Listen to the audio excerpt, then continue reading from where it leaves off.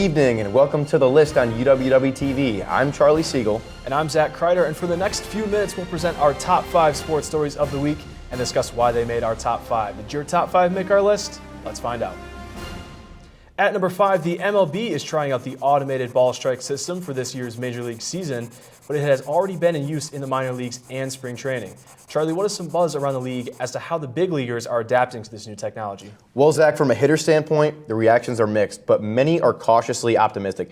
Some batters like the idea of a consistent strike zone, but for years, hitters have complained about umpires expanding the zone, late in counts or on high strike counts inconsistently. With ABS, the zone is defined and tracked by technology, meaning less guessing and fewer "that's not a strike" moments. But for pitchers, they actually might be more divided.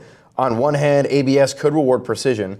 If you're consistently dotting the corners, you won't get squeezed by an umpire who has a small zone that day. I mean, like, younger pitchers are especially seen more comfortable with it since they've been using it so long in the minors. So a lot of optimism from the pitchers. And taking a look at this from a fan perspective, there's concern among fans. Of course, they do like that it's more accurate. You know, Angel Hernandez, that was always a huge discussion. They never thought he was really good with calling balls and strikes. But there's concern that the games are going to be extended longer, and that was completely backtracking on the pitch clock. They mainly use the pitch clock, of course, to shorten MLB games. For years, the MLB has slowly been losing fans. That's mainly due to the fact that the games were too long. So they implemented the pitch clock to try and shorten the game. And now with this review system, the games might be extended a little bit longer. We appreciate the accuracy of the MLB. They want to try to make sure that these strikes and balls are called accurately. But at the same time, Major League Baseball is not in the greatest spot. At number 4, NFL teams continue to make transactions before the new league year starts on March 11th. Zach, what moves have happened around the league over the last few weeks, and what may still happen? Well, the big news from the NFL today, earlier today, David Montgomery, one half of the Sonic and Knuckles duo with Jahmyr Gibbs, was traded to the Houston Texans. He was traded for a 2026 4th-round pick, a 2027 7th-rounder, and offensive lineman Juice Scruggs. In my opinion, not a fan of the trade. I think that's way too much if you are the Houston Texans for a 28-year-old, soon-to-be 29-year-old running back. David Montgomery, he's fine. He's a power running back. You know, he'll get you some touchdowns, but that's basically just adding on to a running back room that already has Joe Mixon and Nick Chubb. We don't really expect them to be on the team by the start of next season. They do have Woody Marks, but it's a team that needs to get younger. This was a team that was at the bottom of the NFL, or they might have been last, in terms of rushing yards per game. They need to get younger, and I don't really think David Montgomery is going to push the needle whatsoever. Yeah, David Montgomery, he's got a lot to prove here in Houston. But on a positive side, Cowboys standout wide receiver George Pickens was franchise tagged over the weekend.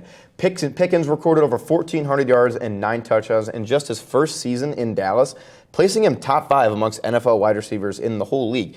And he's a wide receiver, too. He's in the same room as CeeDee Lamb. CeeDee kind of had a down year, but that's fine because George Pickens had a great year. Yeah. And I think that's a great move by Dallas, giving Dak multiple great weapons. I think Dallas could definitely be a threat next season. And quickly, an even trade with the Tennessee Titans and New York Jets. They swapped edge rushers in Jermaine Johnson and T'Vondre Sweat, which is a little interesting because Robert Saleh wanted to go out and reunite with his first-round draft choice from the 2020 season in Jermaine Johnson. I mean, Jermaine Johnson has just kind of been mediocre so far for the Jets, but you know what? We're always fans of go and get your guy, and he's going back to get his guy back. So I'm really excited to see what Robert Saleh is cooking in Tennessee. At number 3, the 2026 NHL season is roughly 3/4 of the way done. Charlie, let's take a look around the league and see what teams are slated to be in the playoffs and what players are fighting for awards. Well, real quick, I want to talk about this team in the East that has essentially been the laughingstock of the NHL for over 15 years, are now 3rd in the East. The Buffalo Sabres, they are 39-19 so far in the season, sitting at 3rd best in the East. And they're in a clinch position. And like I said, they have been a laughingstock of the NHL. And it's pretty crazy because we knew eventually the Buffalo is going to work their way up to be a better team, but not this quick. It's a little comparison to the Detroit Pistons in the NBA. We knew they would be good, but not this good this quick. And they haven't made the playoffs since 2011, and they're about to make it for the first time. And I'm really excited for that. And unfortunately, as a Blackhawks fan, I have to talk about it.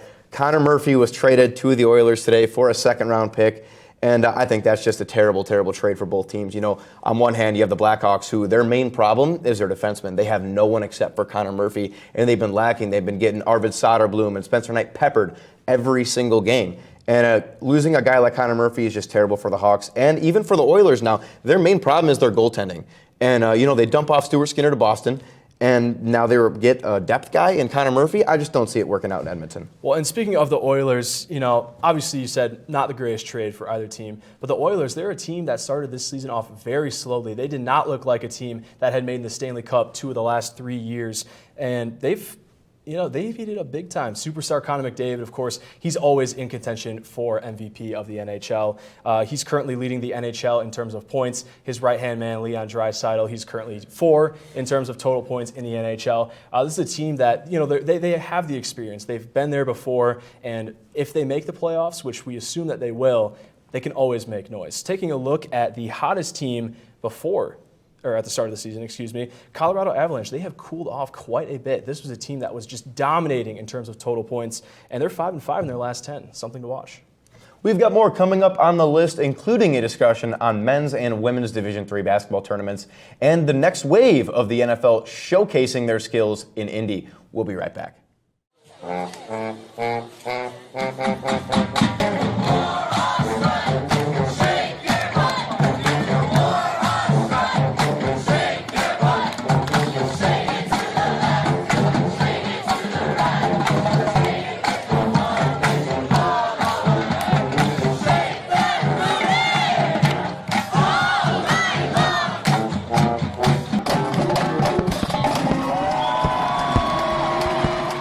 Welcome to the show. Josh, let's take a look at some highlights from this last game here. What a performance by the UW-TV staff in this one. Absolutely. Look at this clip. Bree is going to signal for Ryan to cut to camera 2, but instead Ryan's going to cut to 3, and that's where things might take a turn. But hold on a second here. Just when you think it's over, Bree makes the split-second decision and reaches over Ryan to cut to camera 2 herself. And the truck goes wild. Once again, the UW-TV staff delivers.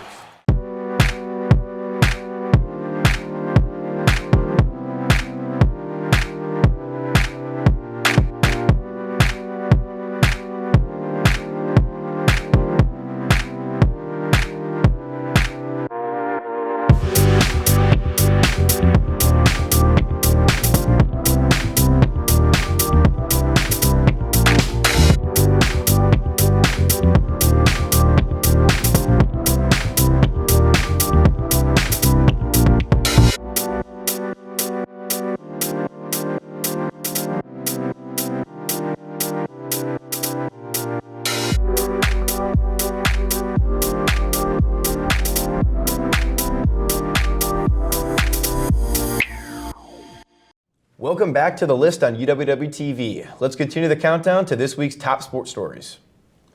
At number 2, conference tournaments have wrapped up, and the NCAA Division III tournaments for men's and women's college basketball are set to kick off this upcoming weekend. Zach, let's quickly recap both WIAC tournaments and discuss the teams from the conference that made the NCAA dance for both men and women. Well, looking at the WIAC tournament, for the men's side, a heartbreaking loss to lacrosse after being up for most of the game. They fell, lost by 3 points. For the women's, they got bounced in the second round, also by lacrosse. Lacrosse just seems to have our number for some reason.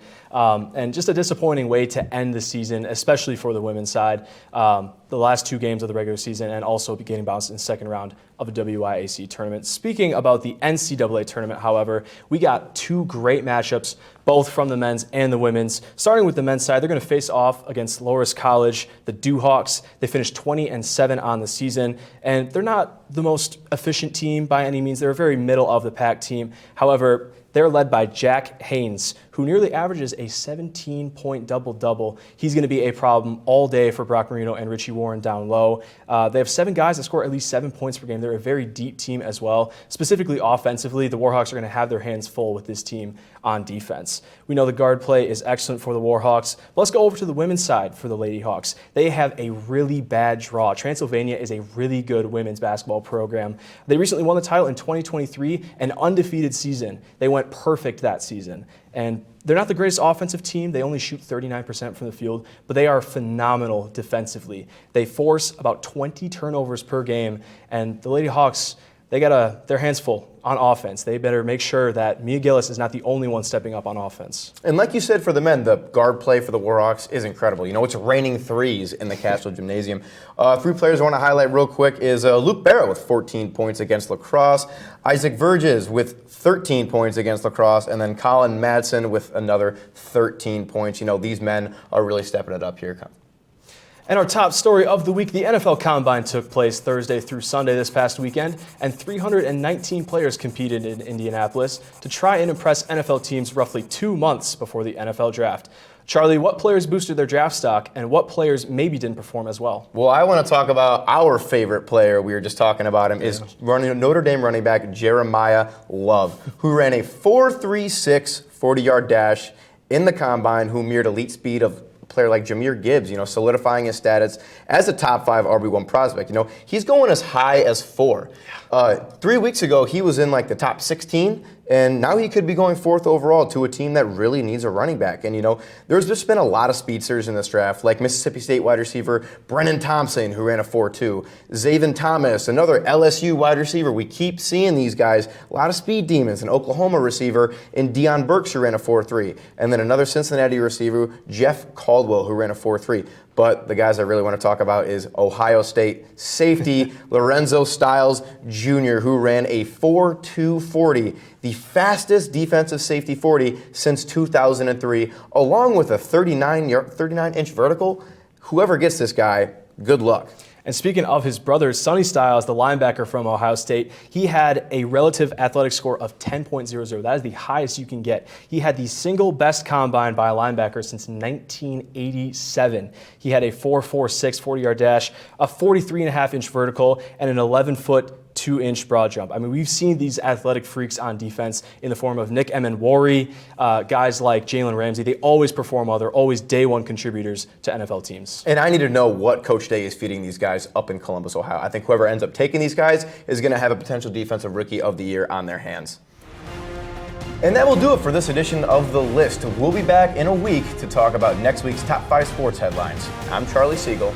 And I'm Zach Kreider, and we'll see you next time for more stories right here on UW-TV.